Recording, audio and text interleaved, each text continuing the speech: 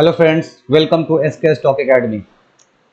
Last week में हम लोग डिस्कस किए थे कि निफ्टी का जो रेजिस्टेंस का एरिया है वो है 23,850 और जो सपोर्ट का एरिया है वो है 23,600। और हम लोगों ने डिस्कस किया था कि जब भी प्राइस 23,850 के ऊपर में अगर गैप अप से ओपन होता है तो हम लोग को ऊपर की तरफ ही मार्केट को देखना है। अगर नीचे की तरफ ब्रेक डाउन होता है तो हम लोग को नीचे की तरफ देखना है। तो हम लोग को दिखाया गया कि मंडे के दिन जब प्राइस ओपन होता है तो वो होता है 23,928 पे, मतलब कि गैप अप के द्वारा जो हम लोग रेजिस्टेंस का एरिया था 23,850 वो ब्रेक हो जाता है। ब्रेक होने के बाद क्या होता है कि मार्केट वहाँ पे फुल कैंडल रेजिस्टेंस के ऊपर ही रहता है।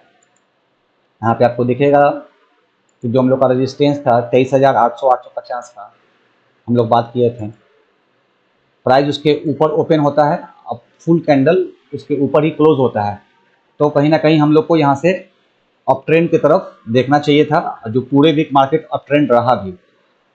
अब रह गया सवाल कि अब आने वाले टाइम में क्या है। तो मार्केट अभी रेजिस्टेंस के पास खड़ा है, जो कि हम लोग का पुराना भी रेजिस्टेंस था 24,550 का जो एरिया था वो रेजिस्टेंस का काम कर रहा है काफ़ी दिनों से। जब भी इसके पास प्राइस जा रहा है 24,500 के आसपास के रेंज में, 500-550 के रेंज में, तो प्राइस वहाँ से नीचे की तरफ आ रहा है।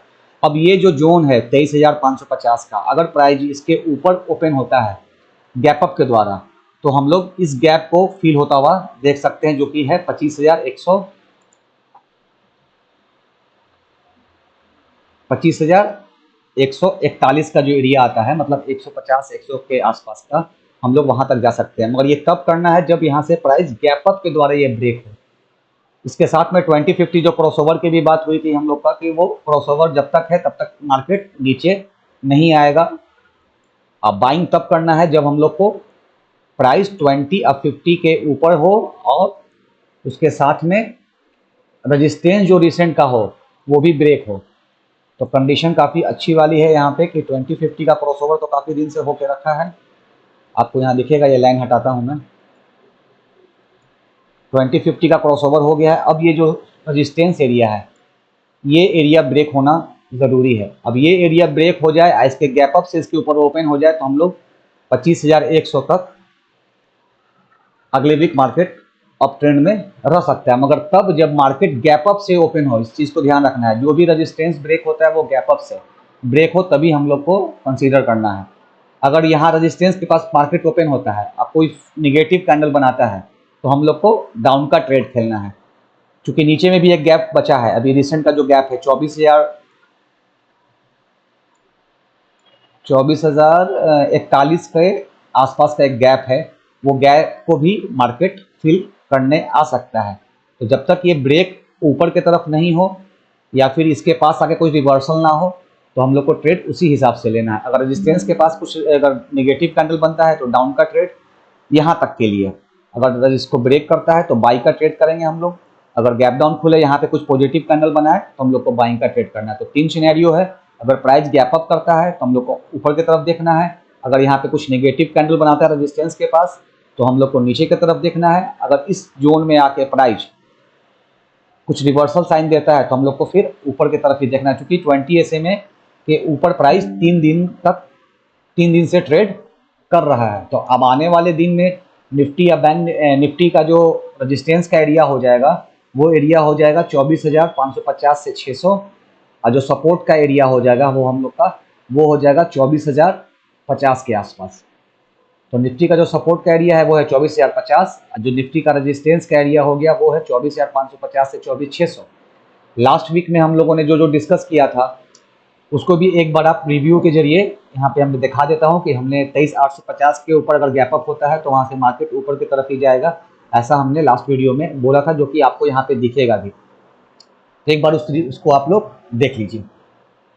निफ्टी का जो सपोर्ट रेजिस्टेंस है हम लोग 23,800 के ऊपर खुलेगा तो बाइंग का ट्रेड, 23,600 से खुलेगा तो सेल का ट्रेड। और बैंक निफ्टी में आपका आज का जो लो हाई है 56,800 के ऊपर बाई का ट्रेड, 56,000 से हम लोग को सेल का ट्रेड। तो यही है। आने वाले वीकेंड में क्या न्यूज़ आ रहा है नहीं आ रहा है वो सेकेंडरी मैटर है, उसको आने दीजिए, वो उसका काम ही न्यूज़ आना जाना। जो भी प्राइस एक्शन, जो भी चार्ट बोल रहा है उसी हिसाब से आप ट्रेड करेंगे, आपको कभी भी तकलीफ नहीं होगी। जैसा कि आपने देखा कि लास्ट वीडियो में मैंने ये बात कही थी कि 24,850 850 के ऊपर मार्केट ओपन होता है तो हम लोग को ऊपर की तरफ ही देखना है। तो पहला टारगेट होगा 24,000, उसके बाद वो ब्रेक होता है तो फिर हम लोग 24,300 400 जोड़ने का रेजिस्टेंस का एरिया है, वहाँ तक हम लोग जाने की कोशिश करेंगे। एग्जैक्ट मार्केट वैसा बिहेव किया भी। तो अब आने वाले दिनों में जो बैंक निफ्टी का रेजिस्टेंस का एरिया है वो है 24,550 से 600, जो सपोर्ट का एरिया है वो है 24,050 से 24,000। अब थोड़ा सा बैंक निफ्टी को भी हम लोग देख लेते हैं। बैंक निफ्टी में हम लोग डिस्कस किए थे कि ये जो एरिया है जो पिछले डे यहाँ पे क्लोज हुआ था, लास्ट वीक में हम लोग यहीं पे प्राइस के ऊपर बोले थे कि अगर 57 के ऊपर अगर ओपन होता है प्राइस तो हम लोग को ऊपर की तरफ देखना है, अगर नीचे ब्रेक होता है तो नीचे की तरफ। यहाँ पे दिखेगा कि आपको कि सीधा प्राइस गैप अप होता है बैंक निफ्टी भी, वो इसके बाद रिटेस्ट करने आता है उसी जोन को और फिर वहाँ से अप साइड गया, ऊपर जाके रुक गया चूंकि 20 SMA के प्राइस रजिस्ट किया। अब जैसे ये 20 को ब्रेक करेगा तो प्राइस यहाँ तक जाने की कोशिश करेगा, जो एरिया होता है 58,200 के आसपास का।